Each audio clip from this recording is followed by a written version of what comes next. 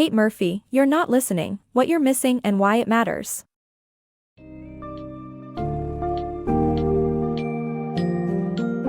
In an age of constant connectivity, listening has become a lost art. You're Not Listening, What You're Missing and Why It Matters by Kate Murphy examines how our attention spans have diminished, human connections have suffered, and loneliness has become an epidemic.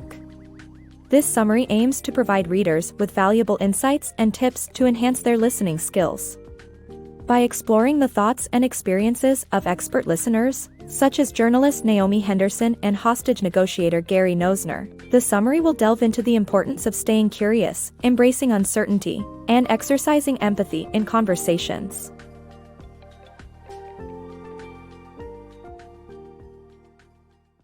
The Lost Art of Listening.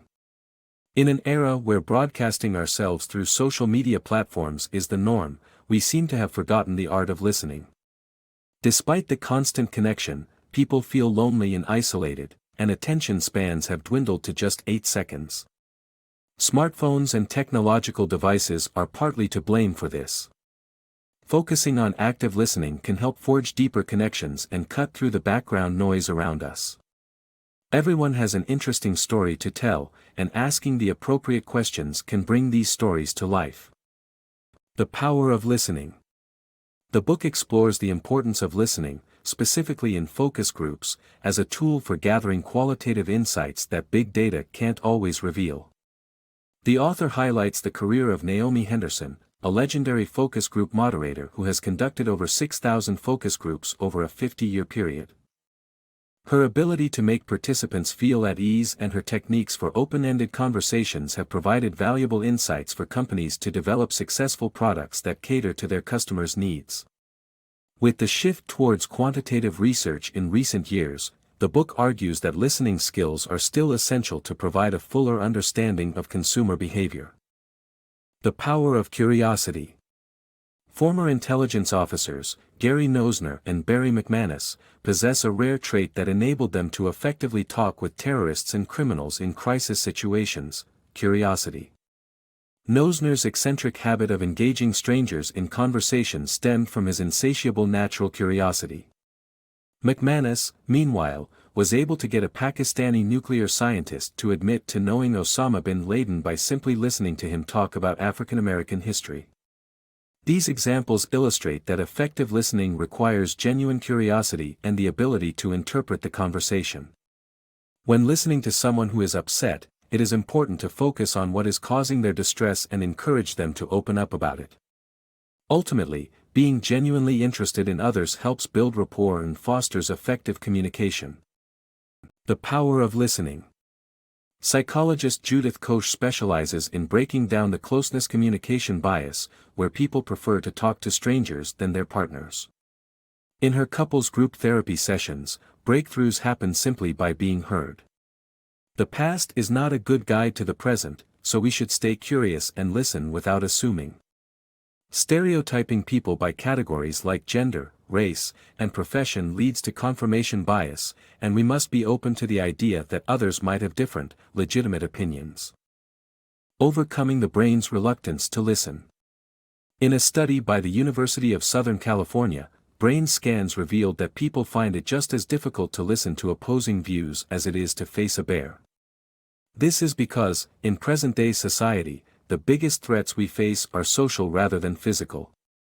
But to understand others better and become a nuanced decision-maker, we need cognitive complexity or negative capability, which allows us to remain uncertain and doubtful. This way, we can accept gray areas and differing perspectives without fleeing the scene. Misunderstandings also offer opportunities to gain greater insight into someone's mind. Ultimately, our unique perspective colors the way we interpret other people's views, and accepting opposing outlooks can facilitate personal growth. Mastering the art of listening. A good listener is not someone who talks less; instead, they are experts in support responses and are aware that the best they can do is help the speaker come to their own realizations. Sociologist Charles Derber identifies 2 conversational responses: the support response and the shift response. A support response is expressing sympathy and asking questions that encourage the speaker to tell their story. Shift responses are more common, but a good listener is more of a sounding board. Listening requires acknowledging that the best way to help others is to let them come to their own realizations. The Quakers practice clearness committees as a form of careful listening, where members ask well-chosen questions to help solve a problem. Mastering the art of listening can be a lifetime's work, but it can lead to meaningful and impactful communication. Improving listening skills. Effective improv requires great listening skills, and the same is true in business meetings and one-on-one conversations.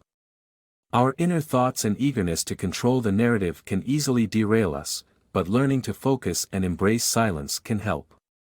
Training programs like those at Second City in Chicago can teach us to snap back into a conversation even after our minds have drifted, and to avoid simply waiting for our turn to speak.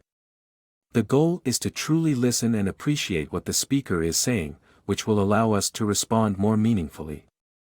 Learning to listen attentively can help improve our communication skills and better our overall relationships. Listen to yourself to listen to others. Effective listening requires being attuned to your own biases and energy levels. To read listeners effectively, you need to be sensitive to subtle cues, including both verbal responses and body language. Nobody can listen closely all the time, so take a break when you're out of listening energy. Good listening doesn't just benefit the speaker, it benefits you too, the listener.